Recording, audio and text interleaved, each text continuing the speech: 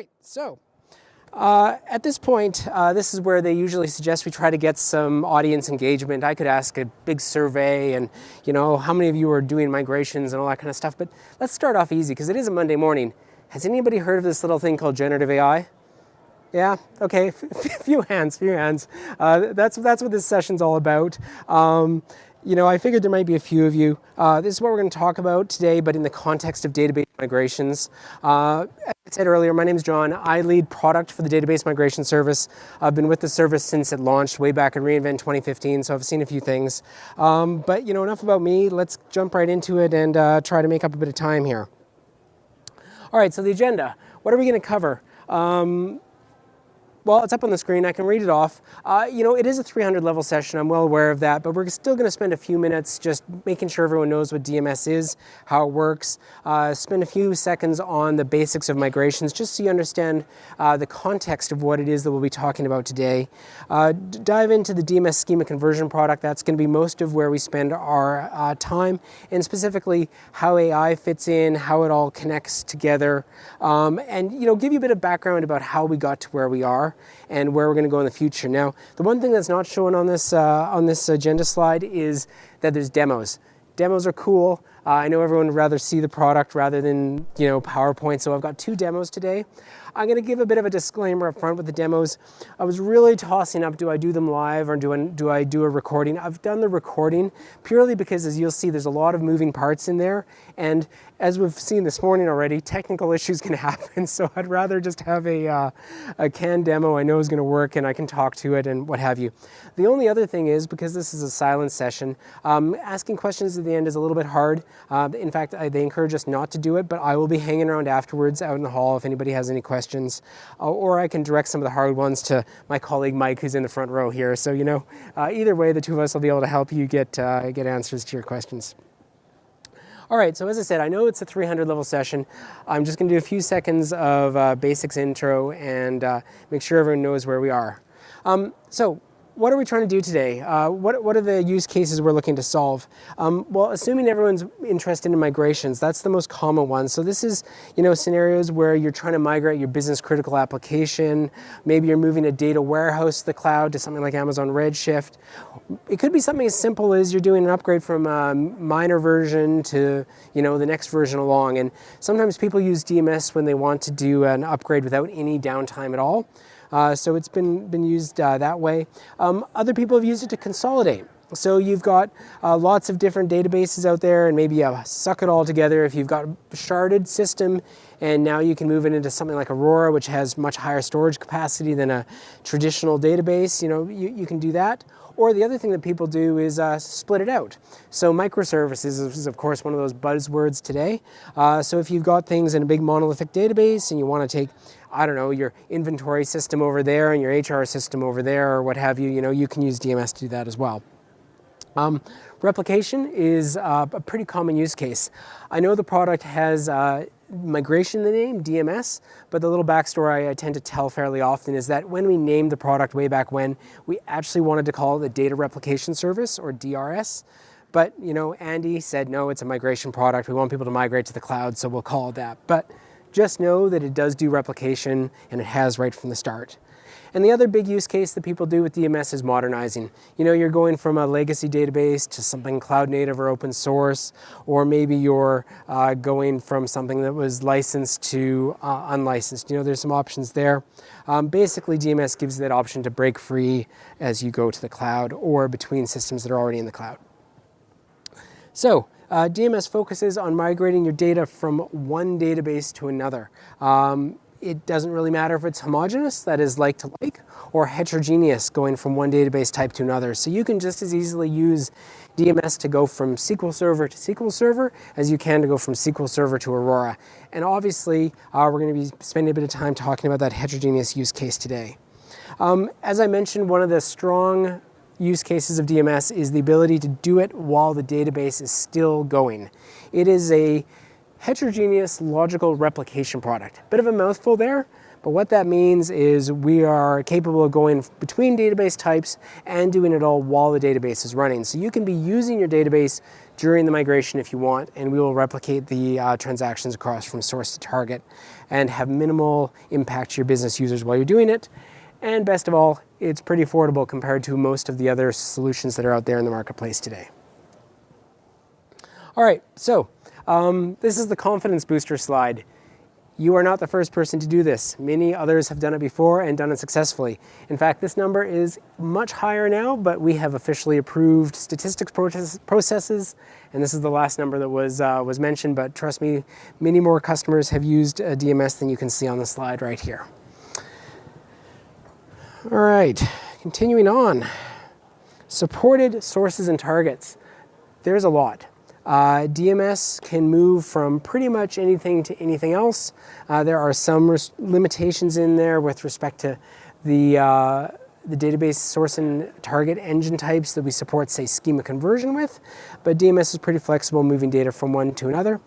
In the data warehouse space, it's done with a combination of two products, either DMS or our schema conversion tool, which allows some offline exports from things like, say, Netezza to Redshift, as an example. All right, so how does this all work? It's very nice to see marketing slides. I'm not a marketing person. Let's get into some of the details as to how these migrations happen and where generative AI can actually help you out. So if we think about it, migrations are kind of like a pipeline. You've got to connect things together. A goes to B, and maybe there's some movements in there and some transformations and what have you. So if we think about the key components of a database, you've got the database structure, and that's like the definition. You've got X number of tables, and those tables all have different columns, and the columns have different data types and what have you. And then there's some programmatic code in there too. You've got your stored procedures, you've got your functions, and whatever else, right? So that's what defines what the database looks like and how it operates. And then you've got the data that's inside the database, right? So these are the things you need to think of when you're doing the migration. So first off, are you doing a homogeneous database? And that is that schema that we were talking about earlier is going to look exactly the same on the target, or are you doing a heterogeneous migration? So, you're taking that original schema and you're transforming it into something else on the target. And then once you've decided that, what type of migration are you doing? Are you doing an online migration? That is, your database is still in operation while things are being moved from the source to the target. Or are you doing an offline migration, which is you kick everyone off the system and you have it to yourself while you move it. And look, I'm going to be pretty frank and transparent here. Even though DMS does support online migrations, you're replicating information from the source to the target while it's happening, and that does work. For everyone's sake, simple as best, right? So if you can take that outage, take the outage, move the data, come back on. But either way works. That's just something to consider when you're planning your migration, exactly what the types are that you're doing and what sort of impact you want to have to your business users. All right, so today we're going to spend some time specifically on the heterogeneous use case. That means we're going to need to convert the database schema. Now, thankfully, much of this process can be automated with DMS schema conversion. DMS allows customers to conduct assessments as well as conversions, and the idea is you can understand how much work or how little work it'll be to do that conversion before you actually get going. And it's all done as part of an integrated workflow. You can convert your database in the same place you migrate the data in there. So you don't have to flip between 27 different applications to get it done. We're trying to make it as simple and seamless as possible. Now, how it works is DMS schema conversion goes in there and uses the metadata of your source database to understand how easy or hard it's going to be to convert. At this point, we're just doing a read-only. We're just looking at things, doing analysis. There's no commitment at this point. It just lets you do some sort of pre-work, if you will, to see whether it's possible. And all of this is being done from an AWS service, right? It's running on the console, up in the cloud, behind the scenes. In case anyone's interested, we're using Fargate clusters and hosting everything there. Your credentials are securely stored in AWS Secrets Manager, so it's all encrypted with the keys that you're comfortable with and what have you. And all we're doing is we're reading that metadata in, doing an analysis. all inside the cloud in what we call a migration project to see how easy or hard the conversion is going to be. And when you decide to proceed, we use that same process and essentially just take the results and apply it to the target database. And I'll show you a demo of that today, of course. All right, now some of you that have been doing migrations for a few years may have come across the schema conversion tool. So the schema conversion tool we launched with the service way back when. And honestly, from our perspective right now, we look at SCT as the legacy product, right? DMS schema conversion is the future, SCT is what we had up until this point. Now, for anybody that's in software development, you know that it's not quite so easy as snapping your fingers and everything's all converted or migrated day one. It's the same with us. So with SCT, we currently support more sources and targets for database schema conversion than we do in DMS schema conversion. We're getting there, we're migrating it across, but if you're using, say, a less common migration path, earlier I think I mentioned Greenplum to Redshift. We don't have that yet in DMS schema conversion. It's only in SCT, right? But DMS schema conversion, we've got the big relational sources and targets. You want to go from SQL Server to Postgres or Aurora to MySQL or what have you. That's in DMS schema conversion, and that's also specifically where the generative AI capabilities are. And again, I'll talk more about that a bit later. The other thing to highlight between the two, SCT is a desktop tool, which is really weird for a company called Amazon Web Services. But essentially, it's reliant on you downloading a tool, getting approved by your IT application security team, which if it's anything like our team, you don't want to have to do, but it is what it is. And it's reliant on your source or your compute power that you have wherever you install SCT, whether it's a server or your laptop, what have you. With DMS schema conversion, it's all on us. It's all in the cloud. You're using our compute resources. And one of the beauties about SC is that it's free. There are no charges to use DMS schema conversion. And on top of that, as we get into the generative AI stuff, there's no charge for the generative AI capabilities of DMS SC either. The only costs, and this is just me, doing a bit of covering myself, so to speak, is, it uses some S3 storage. Maybe there's some networking stuff in there. So yeah, it'll cost you something, but pennies. So there's no direct charges from DMS for DMS schema conversion. All right, so let's dive in and take a closer look at DMS SC and how it works. So I got to stand next to my laptop for this one because there's some animation in this slide, and things aren't working today like this thing. So basically, SC converts the objects in your source database from a source to target. It iterates through your schema as it's going, and the idea being that it's going to build what we call an abstract syntax tree. And if you see AST on the screen, that's what it's all about. I'm not showing all the components on this. I'm not showing, we have an orchestrator that kind of handles everything, as well as a loader that sucks information in. But let's get started and see how a schema conversion works by default. So first, we read in the source code, right? So this is your source schema. Once that's done, we then send things off to our parser.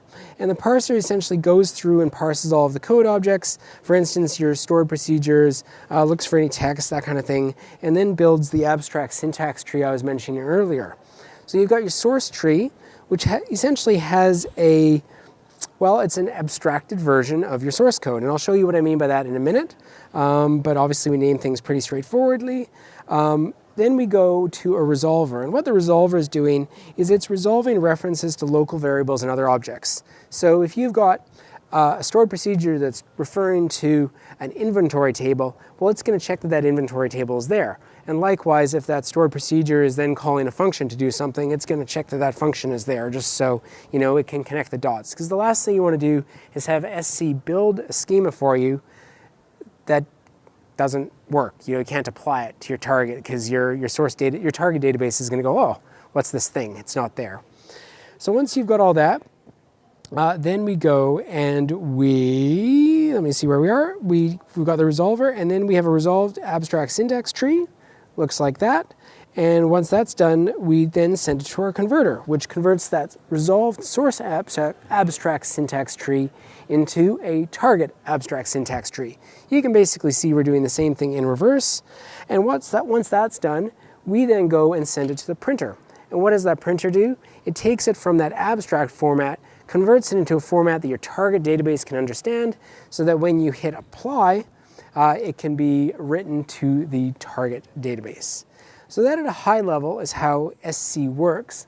And then it just loops around and goes through every single object and essentially comes up with a converted schema. Now, that's the standard method.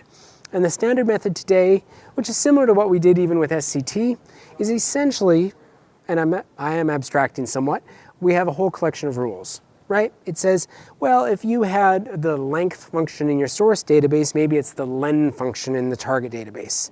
But, of course, a lot more complicated than that. Now, I said I'd tell you or show you an example of what this abstract syntax tree looks like.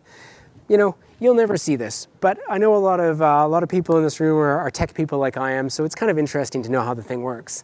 On the left, we have a SQL Server, the start. On the right, you can see what it's very. All right, I'm going to wave at the guy at the back.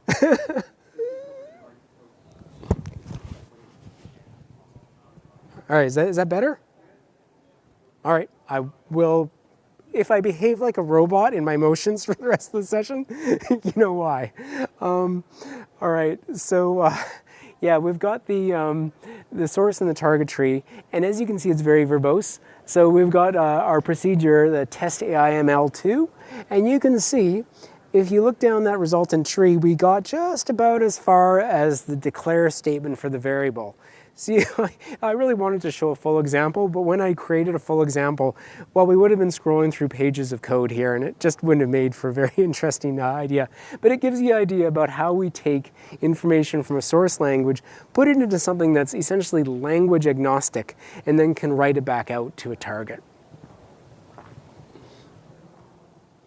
All right. I said I'd do demos. I am doing demos. So here's the first one. Let's look at how schema conversion works today, and in particular things that don't work exactly the way we want. So because now I'm using my own laptop, things are going to be a little bumpy, so give me a second here. I am going to do this. Hopefully everyone now, yeah, that's what I'd expect. Go to my demo. Make that a bit bigger. All right, now as I said, I wanted to do this live, but obviously with everything that's happened today, it's probably good that I'm not. Let's go through and see how things work. So here's an example. We are going to be converting today from a SQL Server system to an Aurora Postgres system. I've got a demo database I've got called AIML. I'm just showing you, we've got some tables in here. The tables have some data, of course. Again, just to prove that there's no smoke and mirrors going on. And we've got some programmatic code. We've got views, we've got functions, and we've got procedures. Now, if nobody's seen this before, this product I'm using is called dbeaver. It's just a database agnostic query tool. So the idea being is we can connect to different database types without switching between applications. But you can see we've got some, not the most complex procedures on earth, but there's some meat to them. They're not just select star from table. And now we're going to go and connect to the Aurora Postgres target database, and all I'm doing here is showing you that it's an empty database. Again, no smoke and mirrors. So let's go in and start trying to convert that database schema with DMS-SC. So to do that, I'm in the DMS console. The first thing I want to show you here is it's just some pre-created stuff I did. All these are my endpoints, right? My source SQL database, my target Aurora database. And now what you have to do with DMS schema conversion is create an instance profile. And all this is like the generic network security settings, what VPC I want to use and what have you. And then once that's done, I go and create a migration project. So the project, just give it a name, say which instance profile I wanted to use. That was all those security settings. I'm going from my source SQL server, which is the secret that I'm using to read from that SQL server, what's the IAM that I'm using to read that secret, and then same for the target. choose that data provider you saw earlier. I have my S3 bucket, and actually I'm just going to pause it here so everyone's aware of what's happening. An S3 bucket, because we're doing everything in the cloud, DMS Schema Conversion has to store those settings, those projects somewhere. And all this is doing is saying, hey, where do you want to save your projects? Because you can't save it on your local desktop, you're just saving it in an S3 bucket. So all we're doing here is we're saying which S3 bucket do we want to save all of our projects, and you'll see in a second we're also going to define the IAM role that has access to that bucket. So we go in here, and I've just prefixed my IAM roles for DMS with DMS, and then I create my migration project. So you can see we've got a little info box up at the top. Yep, it's being created, and then you can go in and click on it to actually launch the migration project. All the same settings you just saw before. You switch to the Schema Conversion tab, and then you hit Launch Schema Conversion. And it's at this point where it'll take a few minutes because it's going in, reading in all the metadata from your source database, and then creating it up here in a web console. And for anyone that's used a development environment before, this is going to look pretty familiar. Source and target. I'm just going to flip back to something else though while that's loading because it does take a few minutes. And what we've got here is the application side of things. So what am I doing? Nobody creates databases just for fun. If you do, well, I'm not going to make any comments about that. But the idea behind having a database is, of course, you're going to have applications that use that database. You're probably also going to have reports, you might have ETL jobs, all that kind of stuff. But let's focus on the main thing, which is an app. Now, if you're doing a heterogeneous database migration, well, I sure hope you own the application code that uses that database, because if your database, for argument's sake, runs on SQL Server, because that's the example I'm doing today, and your application vendor only supports SQL Server, well, you can't convert the database. But if you own the app code or your vendor's database agnostic, then of course you can convert the database. The example I'm showing here is, hey, here's some app code I own. Let's convert that app from SQL Server to Aurora Postgres. So just a bit of a demo. Again, this is a very easy app that I just wrote up in C#. I'm just going to show you how it works. The idea being, it's a console app, right? I've got some SQL functions, right? So in here, I've got some basic things to make it easy to select SQL. And anybody that's written any C# before for databases is going to know execute reader and what have you. So I'm just right here is on the screen. We've got a customer query, and you can see it's just SQL statements in there that are being executed by the SQL reader to get stuff from the database. So I'm going to compile the project. We're building it up here, and now I'm going to run it, and you'll be able to see, again, this is a demo program. We'll go and query a few things. So I'm going to get some customers. I'm kind of partial to W, last name. We're reading a couple of customers from that database, and then maybe let's look at some of the names that are filtered and delivered orders. So all this is doing is reading from that source SQL database that we looked at in dbeaver earlier. All right, so that's about it for the demo, just showing you that it works from that source database. Let's flip back to the schema conversion. As I said, it takes a couple minutes to load. Should just be just about done now. And what we'll see, we've got the source on the left, which is SQL Server, and on the right is our target being Aurora Postgres. It's pulling all of the information in, and we should see those schema objects, yep, just there on the left. That's that same SQL Server we were looking at before. And what I can do now is I can browse down the source SQL Server tree. And in particular, I'm going to look at the demo database. There's a few different databases on this server, so I need to make sure I go in and select only the one that I'm interested in converting, because otherwise SC will happily go and try to convert every database that you've got on your source system, which is quite likely not your intended purpose. So we'll go in, filter in by databases. The first time it does it, it takes a few seconds. What it's doing is just parsing it all in, and it'll be faster from that point forward. I'll deselect the databases I'm not interested in and start drilling into my demo AI/ML system, which we saw earlier. And in particular, we're just going to look at a single schema from that system, which is, of course, DBO, standard DB owner schema, and see that in here we have those same tables that we saw earlier when I showed you the schema inside dbeaver, and of course the same views, procedures, and so on. So again, just showing, yep, all the same stuff is there. And really what the idea is at this point is you're going to go and run an assessment report. See how easy or hard it is to convert that database. Again, this takes a few seconds to run. Obviously, the more complex your database schema is, the longer it'll take. Most database schemas only take a few minutes to run, although I will let you know, we've had some customers with some absolutely crazy mammoth schemas that have taken overnight to run, so it does happen. But you can see right now, I don't have a whole lot of my database code that's converted properly. The objects converted, like the tables, but the code hasn't. And full disclaimer, guys, obviously this is a demo database I made for this example, so your mileage may vary, but I'm going to export this to PDF, and the idea being is you can take that assessment report and share it amongst other database engineers or maybe your management to show how easy or hard it's going to be to convert. And that PDF file is stored in the S3 buckets, so we're just navigating over to that right now. And we're going to download it and open it up. And here is the results of the schema conversion. And as you can see, the tables converted pretty well, but the code did not, the procedures and what have you, they didn't convert super well. But I want to highlight that some of them are candidates for conversion with generative AI. So the assessment report now shows that in here. As I said, you can scroll through, have a look in detail. We're not going to spend a lot of time on that today, but that's the general idea of how a standard schema conversion would work without the generative AI aspect. So that was demo 1. Let me get things going for the second one. All right, so far so good.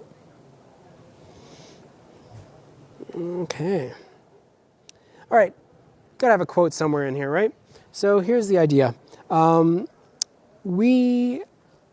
AI is cool. It's basically the net out of it. It's making it a lot easier, allowing us to do a lot more than we could before. It's not the be-all and end-all, right? It's not going to solve all of your solutions. But as Ian Goodfellow said, he's one of those founders in the Gen AI space, it can go a long ways to helping make things easier for us. Okay, so what's coming?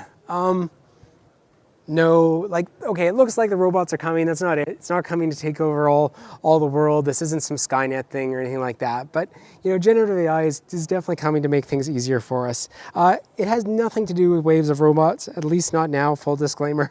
The idea is we can use generative AI to make database modernization easier, specifically schema conversion, better and more efficient than we could before. That's the big launch for us, is that we've now enabled DMS schema conversion with generative AI. So let's get into some of the details as to exactly how this works. All right, we didn't dive in completely without direction. We did a number of pilots in 2023 to see what was going to work best. So we looked at a few things. Specifically, let's go into each of the pilots we looked at. So we were maybe a little aspirational. We were thinking, okay, first, maybe we just go and try to convert the entire thing. Throw the entire schema at generative AI and see how it works. Well, there's a problem. First off, that takes a long time.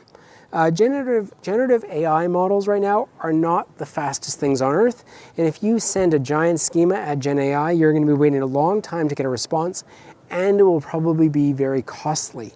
There was also issues with consistency, right? So everyone's heard of hallucination, I would assume by now, with generative AI.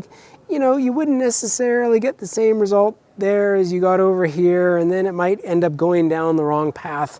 We just found for something that was as, shall we say, rigid as a database schema, throwing the entire schema at generative AI just wasn't going to give you the good results. The next pilot we looked at was using AI to determine the appropriate data types of the parameters in the storage objects. So the idea is we looked at the invocation statements, the table data, DML, and identifiers to sort of see, is there a better way we can do this? And what I mean by that is, part of Although things like storage is cheap these days, part of what leads to inefficiency and the performance, the way a database operates, is if you're over allocating. You know, if you all you're really doing is storing in a column a one-digit number, and you've put it as like, you know, a giant double with 27 digits of precision or what have you, like it's just going to slow things down. So the idea being is, as part of that migration, let's just see, did you really need to use varchar 255? You could maybe make it a varchar 10 on the target database, and, you know, really compress, optimize, and make the thing work better. And like it worked. That pilot did work. The results were good, but honestly, it wasn't worth the potential knock-on effects if the data types weren't converted successfully. And, you know, maybe if generative AI got it wrong, you don't want, for example, the database to maybe convert properly, but your application that uses that database is expecting something totally different, and it fails over. So it just really wasn't worth it in the end. The other one, the next pilot 3, I thought was kind of cool, but to be honest, I think it was overly optimistic. The idea being is we wanted to understand the intent. So the idea being is GenAI would look at your source stored procedure and go, oh, I see that source stored procedure is trying to get the top 10 customers from this table. Well, then GenAI, go create a procedure on the target database in a different language that tries to get the top 10 customers. Sounds good in theory, except, I don't know, you can't really truly understand what the objective is of a given function or procedure and what the intent the developer who wrote it was really trying to do. So it sounds good in concept. In reality, it didn't really give us what we wanted. Then the next thing was, you know, maybe we use LLMs to work on performance. Try not converting just the code, but optimize and improve the performance where it's possible. We did find that worked. We got some performance improvements with things like subqueries, changing to joins, adding indexes, but it wasn't really enough to justify focusing on this in the short term. We may come back to it. But that gives you an idea of the things we looked at. So how do we all pull it together? Where did we decide that GenAI can fit in? So, you remember this? We saw it earlier. Well, we found it was better to focus on the fundamentals of DMS schema conversion and use generative AI to fill the gaps. In particular, go in, after that conversion process, chuck in GenAI. So basically, things that didn't convert with our rules-based engine, then try to convert those with GenAI. In a nutshell, that's what we're doing. We're building on top of what we had, rather than swapping it out completely. So there's more to it, though, than just sending things to an LLM, sitting back and hoping for the best. You know, it wouldn't be a proper service, a proper product if we did just that. You need to understand the context. You know, is this in context of converting a database schema, or are we talking about, you know, what the weather is outside, right? An LLM doesn't know. It's just an LLM, so we need to set the context there. Obfuscation. Now, full transparency here, we're using Amazon Bedrock behind the scenes. Amazon Bedrock is very secure. It respects your data, your PII. It's not using the information you send to Bedrock to make Bedrock better. But we still, for an extra level of security and comfort for yourself, we obfuscate everything we send to Bedrock. And you'll see what I mean by that in a little bit. Of course, the LLM comes into play. And then once we've got that converted result, we have to deobfuscate it to put it back in a format that you can understand and are comfortable with. Do some sanity checking to make sure the results actually look about right, because again, LLMs are not perfect. And then embed that result inside the abstract syntax tree, which we then write back in the target language to your target database. Now, I talked about obfuscation. Just wanted to give you an example of what that might look like. On the left is an example select statement that we're going to throw at the LLM. On the right is what the LLM actually receives. So you can see here we've gone and we've taken your schema names and your table names and obfuscated that out, hence why you've got things like column, variable, and table rather than the actual names. And I want to point out that we've even taken it as far as obfuscating out the values. You can see the row nums at the bottom, the 2 and the 3. We've now sent them as numeric literal 1 and numeric literal to the target LLM. So again, removing as much of your PII and IP as possible before sending it to the LLM, even though, like I mentioned, it's not really needed because Bedrock is secure and we don't use it. But again, giving you that extra level of comfort that we're not doing anything with your data you wouldn't expect. It's looking pretty good, but something's still not quite right. Something's missing from that solution. So what do we do? As I mentioned, we could just pass something to the LLM, but it would lack context. What we're doing with DMS behind the scenes is we're using a RAG. Now, if you haven't heard that phrase before, a RAG stands for Retrieval Augmented Generation. And it wasn't just somebody trying to come up with a big long name for something. It does make sense. The idea behind a RAG is we're trying to improve the efficacy of our LLM by leveraging custom data. So to build up the information we're going to use, we actually first use Bedrock to understand what the SQL is trying to do, setting the context, if you will. We query a knowledge base that we've built and continue to expand upon to get similar conversion examples. So we take that context and we go, okay, this is like a procedure in SQL Server. Okay, now let's go query our knowledge base and get some other examples of procedures in SQL Server. All right? And then we go and query a second knowledge base where we have a whole whack of conversion rules embedded in there, just to, again, make sure that the LLM is going to convert things the way we think they should be converted. And then we take that in conjunction with that obfuscated SQL that I showed earlier, and we mash it all together and we send it to Bedrock. So we have a giant RAG and then your SQL statement that we send to Bedrock. So you could argue maybe the efficiency isn't quite there, but it's really good to make sure that we point Bedrock in the right direction rather than just assuming that the big wide internet knows how to convert properly, because we all know there's good and bad stuff out there. So when it comes back, we do a sanity check, we deobfuscate, and then we display the results.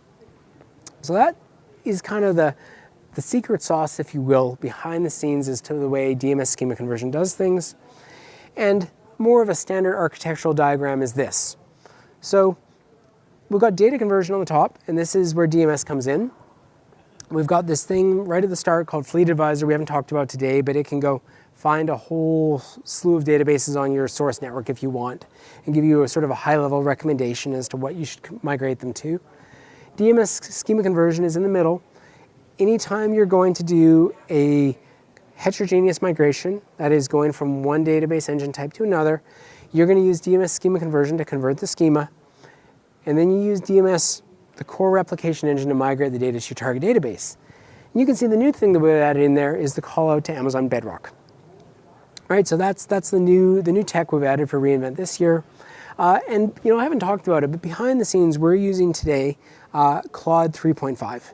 In case you're interested, Claude Sonnet 3.5. We don't publicly document that because we're continually evolve. We've tried all different models with DMS SC, and we'll continue to use the newer, better models as time goes on. Right? The Gen AI space is moving very quickly.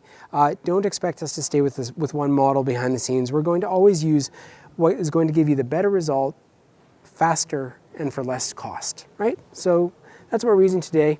The other thing we haven't talked about much is Amazon Q Developer Agent. So DMS works in tandem with Q. We send the project file that we talked about earlier, the thing that's stored in S3, as context to Q Developer Agent, so that when you need to go convert your application code, it knows how the database schema was converted so that the same conversions are done well in the app code.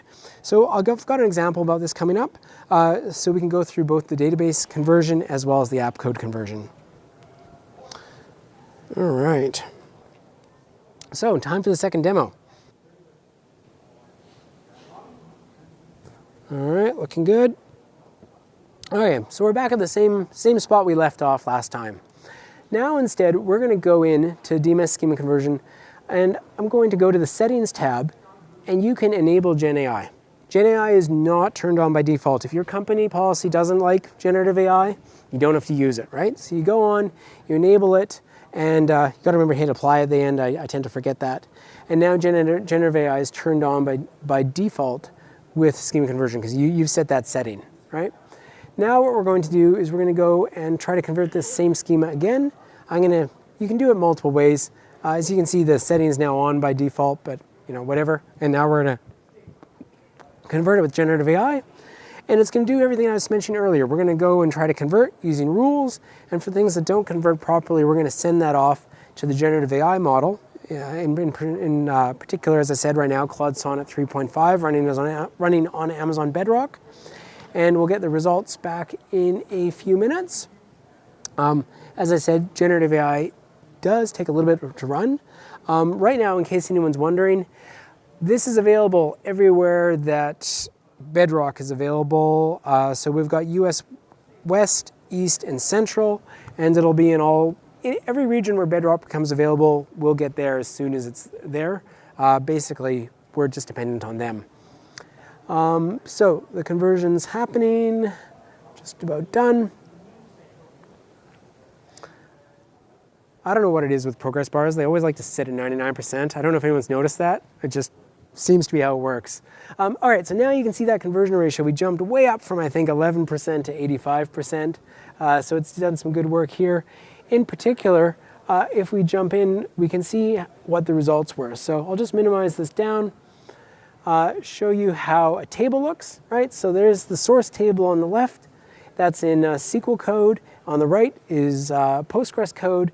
But where it gets more interesting is, of course, in other things, like in the views. Now I'm going to pause this here just so everyone can see how this works. So here's the source view on the left. Again, that was SQL Server. The target view is on the right is in Postgres. And if something's been converted with generative AI, you can see in the comments, we've got these little upside down carrots. And it's basically saying, hey, between the upside down carrots and the right ways up carrots, that's the bit that we converted with Gen AI. So you can check it out and make sure you're happy with the results. And if you're not, for whatever reason, you don't like the results, there's that little pencil mark in the top right corner of the window. You can go in and edit the results manually. Or of course, you can just export the schema and then edit it in a query tool of your choice. You don't need to do it inside DMS Schema Conversion. And you'll see those same carrots as we go through some other examples here. So I'll continue on, jump into a procedure. So this procedure here, give it a second, it's also got some generative AI conversions. So you got those same carrots in there. That was done by throwing it at Bedrock. And we've got a couple others we'll just flip through again. So you can see it's pretty embedded. It goes through, highlights what it did. You can check it, make sure everything looks right. And you can see there's some fairly complicated results it'll generate. Obviously quite different when you go from one language to another. And yeah, just give it another example. This one, nothing was done, right? So this is what a standard conversion looks like. No changes happened. When you're happy with it, and again, in real life, you're probably going to review things a little bit more, but I'm going to apply this result now to the target database. Might take a couple minutes, go through, and now it's right into the target. You can just as easily on that action menu there, you could have exported it as like a bunch of SQL files that you could then apply at your leisure, but I've just done it directly from the console. And while that's going, actually no, so we'll flip over here.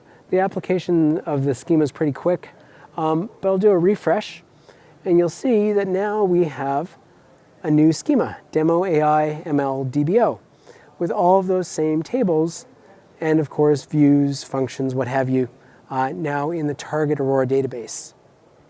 Right, so it's all there. Now, this is just the schema part. If you think back to that earlier slide where I had that pipeline, we've now got the schema, but there's no data, so empty tables. So we now need to move the data across with DMS because it's completely empty and really not too useful today. So this session is not about how to actually do the database migration, so I'm going to make this part pretty quick. But we'll flip across to the DMS console here. And as I said, it's all in the same console. So we just flip back to the start, and we're going to go to migrate the data. I've already got a replication instance up and running. I've got a bunch of endpoints defined, we've got the same sort of things before, and I'm just going to go, and I've already pre-created the tasks just to save some time. Go in and we can take a look at it. I've turned off a few things just to make it run a little bit faster. You can see we've got all the task settings in here, what have you, standard logging, and we will kick this thing off, all the mapping rules. Yeah, this is the one point to look at. I needed to change the schema name from the source to the target. Not necessarily required, depends on how you did your naming. Just making sure that everything is moved across as we want. And then we're just going to go and kick off this migration. All right, so I've done it once before, so I'm just going to hit restart. And the migration will begin. And you can see right there the task status says starting. So we're going to start moving the data from SQL Server across to Aurora Postgres. But now let's flip over to the application code while that's running. So we've converted the database schema code, but we haven't done the app code yet. So to do the app code, I just want to point out a few things in my application. I've got these helper functions, like a select SQL function that goes and queries from the database. I actually, kind of to make things easier, I've pre-written a select Postgres SQL function, but you can see it's really exactly the same. The only difference is I'm using a different library. Instead of system.data, I'm using a library called npgsql. I've just got a different connection string to look to the Postgres database, and there's that different library. It's freely available for anyone to use. And essentially, I've taken my same helper functions and just written them using the pgsql library. And the functions in pgsql are identical to the system.data functions, so it's pretty easy to do. All right, so all I'm going to do is I'm going to do a search replace, and I'm going to replace my select SQL with select PostgreSQL. Pretty straightforward. Do that, let her rip. Everything updates. But now you can see we've got a few errors because the parameters are different data types, right? It's a SQL parameter, not an NPG SQL parameter. Now I could go through and manually fix all of this, do a few more search and replaces, but that seems like a lot of work these days to do that, especially if you've got a big program. There's probably a better way to do that. Well, I'll tell you, the better way to do that is if I go and I highlight all of my application code here. So I'll go just from where the problems start. So this customer by name feature, I'll go highlight that right down to the bottom. And you can see down here, I've got this little add-in, Amazon Q, inside Visual Studio. So I'm going to say, well, Q, can you help make this conversion easier for me? I've already converted my database. I now need to convert some stuff in my app. As you can see, I just made this, I had copy and pasted, but I'm telling it to please replace any system data, SQL client, C# functions, variable types, and whatever with their equivalent NPG SQL. And it goes, yeah, I can do that for you. Here's the results. So it's got all my code in here, but now it's taken things that were SQL Server-ish, if you will, and converted to Postgres.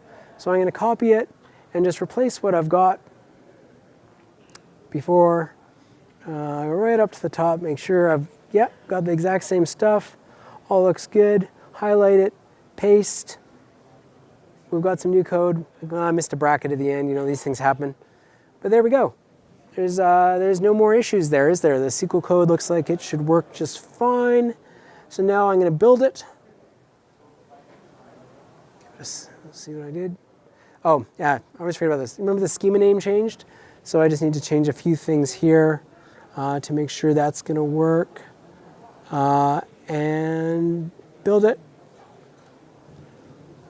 Looking pretty good so far, no errors. Yep.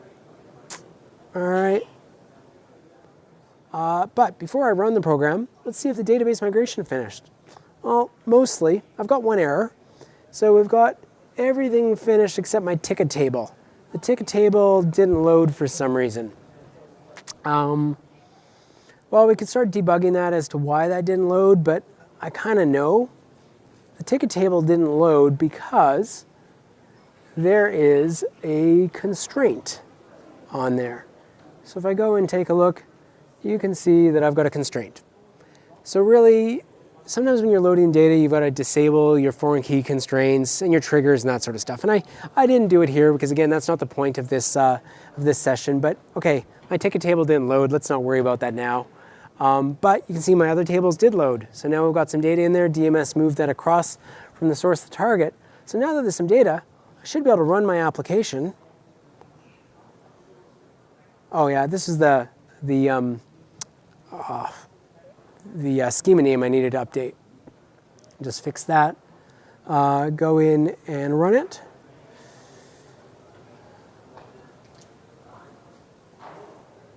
Building it, looking okay, running it. Let's try to run it again. Filtering the last name, going with W again. Look, same records are there. And if we go and we look, yep, there we go. The application worked. So now we've done it, right? We've converted our schema from SQL Server to Aurora. We have converted our application. We have migrated the data. In a nutshell, that's how you do a heterogeneous database migration. Let's just switch back to the PowerPoint.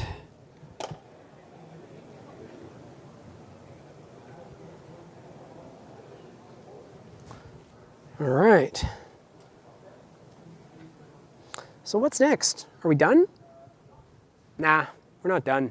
Guys, this was a scramble to get ready for reInvent, let me tell you. We just deployed this sucker yesterday.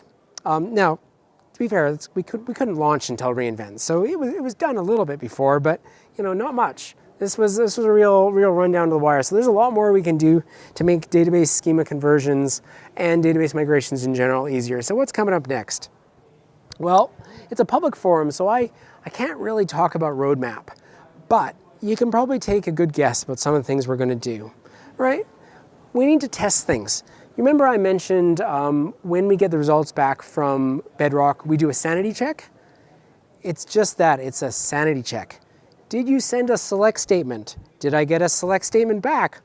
Cool, right? No, we need to do more, right? You need to do more as far as validating that exactly how it worked on the source, how it works on the target. So there's some more work we can do there for testing. More endpoints. We're launching right now, we support Oracle and SQL Server conversions to Aurora Postgres. Pretty sure you can guess we're going to add more conversions than just that, right? So I don't think that's letting any cat out of the bag. And of course, model evolution. I mentioned that we've launched with Claude Sonnet 3.5. That's going to keep on changing. We're going to keep updating to new models. We're going to keep on improving our RAGs to get better conversions. We're going to make this as good as possible and keep on refining it as time goes on. As we all know, it's early days in the generative AI space, so there's a lot more to come. And of course, we're going to increase our scope. Right now, what you'll notice, again, disclaimer, I was doing a demo there, right? I was using a demo database that a database engineer on our team created. It's maybe not going to be representative of your experiences, right? So we're going to expand the things that we try to convert with generative AI. Right now, we do not try to convert everything that doesn't convert automatically. We just try to convert things we know we're going to have some success with. So there's more we can do, more things we can work on converting with generative AI with DMS schema conversion. So we're going to work on that too. So lots more to come. Keep watching this space. But honestly, get in there, give it a shot. And as I said, it's free. So no harm, no foul. Work on a test database. Work on something you think is going to be of interest to you. Just give that a shot. So yeah, with that, that's it. Thank you very much for everyone for attending. Sorry for those technical glitches at the start.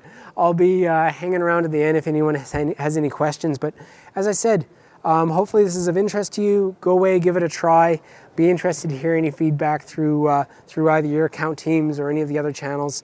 But I think this is some pretty cool technology, and hopefully it makes your migrations a lot more seamless than they ever have been before. So thanks again, and have a great reInvent, everyone.